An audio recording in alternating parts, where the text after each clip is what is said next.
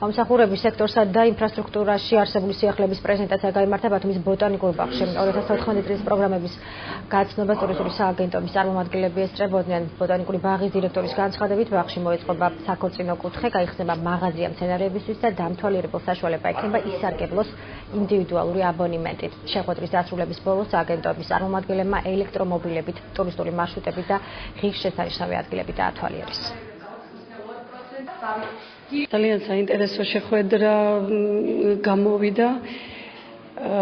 ერთი ახალი სიახლე, რაც ძალიან მომეწონა, საქორწინო კუთხე არის, როგორც უცხოეთში აკეთებენ, მე მგონი უფრო მიიზიდავს უცხოელ ტურისტებსაც. ბევრ სიახლეს გავეცანით, რაც მნიშვნელოვანია საქართველოში ტურიზმის განვითარებისთვის. ბაღი მნიშვნელოვანი დათვალიერების ობიექტია წლიდან წლამდე, ამიტომ ჩვენთვის ტურისტული ინფრასტრუქტურის განვითარება არის პრიორიტეტი. მიმდინარე წელს ამ თვალსაზრისით არაერთი ნაბიჯი გადაიდგა, მოეწყო ახალი ტურისტული მარშრუტები, რეაბილიტაცია ჩაუტარდა არსებულ ტურისტულ ბილიკებსა და გზებს.